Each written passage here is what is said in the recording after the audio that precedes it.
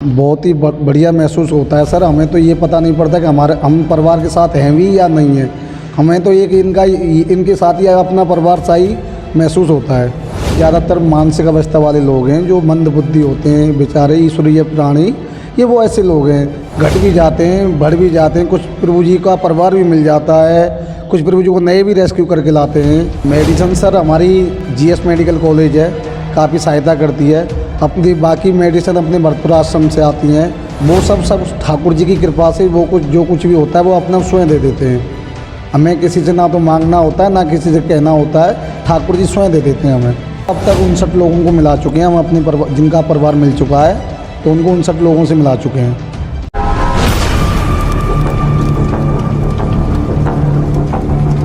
नमस्कार दोस्तों, आज हम लेकर के आ गए हैं आपको जनपद हापुड़ के पिलखवा के अंतर्गत आने वाले शिकेड़ा में अपना घर आश्रम पर जानेंगे कि यहाँ पर जो लोग आते हैं वो किस तरीके से आते हैं, क्या क्या उन्हें खान पीन है, क्या उनका रहन सहन है। इन्हीं सभी चीज़ों को लेकर के यहाँ जो मैनेजर हैं उनसे बात करेंगे, चर्चा करेंगे।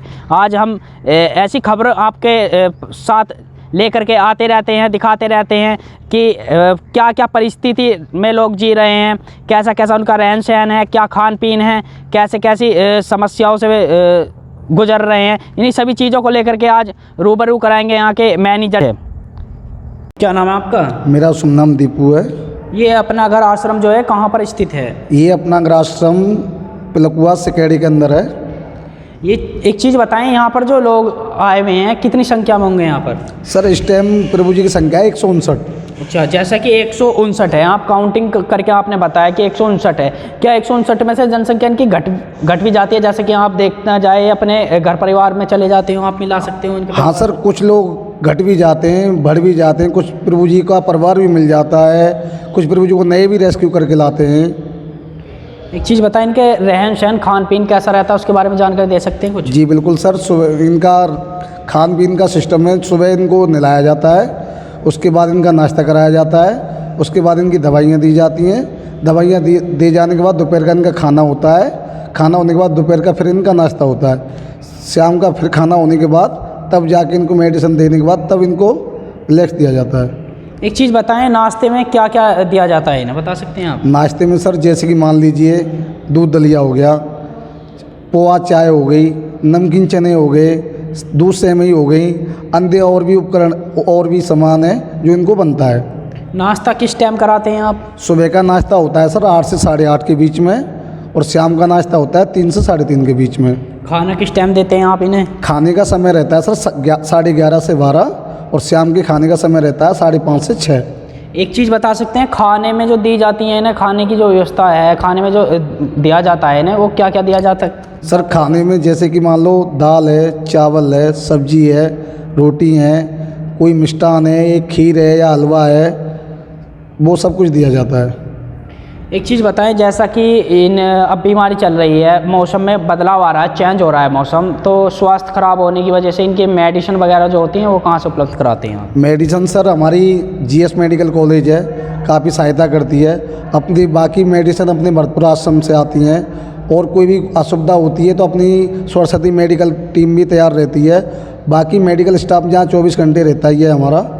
आपके यहाँ पर जो है अपना घर आश्रम जो है, इसमें क्या स्टोर भी है? जी बिल्कुल सर, इनका राशन का स्टोर अलग है, मेडिकल स्टोर अलग है, किचन अलग है, सब कुछ अलग अलग बना रखा है। आप जो इनके बीच रहते हैं, कैसा महसूस करते हैं इनके बीच रहकर आप? बहुत ही बढ़िया महसूस होता है सर। हमें तो ये पता नहीं पड़ता कि हम परिवार के साथ हैं भी या नहीं है। हमें तो इनके साथ ही अपना परिवार सा ही महसूस होता है। कोई ऐसी चीज़ बताएं, जैसा कि ये कुछ शरारतें करते हों या कुछ आपस में झगड़ा वगड़ा करते हों, आपस में बता सकते हैं चीज़? नहीं सर, ये ज़्यादातर मानसिक अवस्था वाले लोग हैं जो मंद बुद्धि होते हैं, बेचारे ईश्वरीय प्राणी, ये वो ऐसे लोग हैं। ऐसा कोई नहीं है। हाँ, हालांकि 1-2 प्रभु जी हैं जो झगड़ा वगड़ा करते हैं, पर बाकी बहुत अच्छा स्वभाव है इनका, बढ़िया रहते हैं। इनके लिए आपने और कुछ ऐसी कोई सुविधा करी हुई है क्या इसमें? जी, ऐसी कोई सुविधा करी हो जैसे कि म्यूजिक वगैरह हो या हाँ, टीवी वगैरह हो देखने के लिए? जी सर, म्यूजिक लगा हुआ है, एलईडी लगी हुई है 2-3 जगह। बाकी खेलकूद का ग्राउंड काफ़ी बड़ा है, खेलकूद कराते रहते हैं। बाकी जब मौसम के हिसाब से जो भी होता है सब कुछ करवाते हैं प्रभु जी के लिए। आप किस पद पर हैं यहाँ पर? मैं सर मैनेजर पोस्ट पर हूँ यहाँ पर। रहने वाले कहाँ के आप बताना चाहेंगे? मैं सर भरतपुर राजस्थान से बिलोंग करता हूँ। जो है इसकी हेड ऑफिस है अपना आश्रम पिलखुआ की। कितनी ब्रांचों की बताना चाहेंगे आप? फिलहाल में सर प्रेजेंट में टोटल इनकी 64 ब्रांचें चल रही हैं हमारे आश्रम की, जिसमें एक ब्रांच अपनी नेपाल में भी है। इनके खाने पीने में जो जैसा कि राशन आता है खाने पीने का, या इनके वस्त्र दिए जाते हैं, वो कैसे मेंटेन करते हैं, उसके बारे में बता सकते हैं आप? वो सब ठाकुर जी की कृपा से वो जो कुछ भी होता है वो अपना स्वयं दे देते हैं। हमें किसी से ना तो मांगना होता है ना किसी से कहना होता है, ठाकुर जी स्वयं दे देते हैं हमें। एक चीज़ बताएं, इनका जो नहाना जो होता है, नहलाना धुलाना, वो कौन करता है?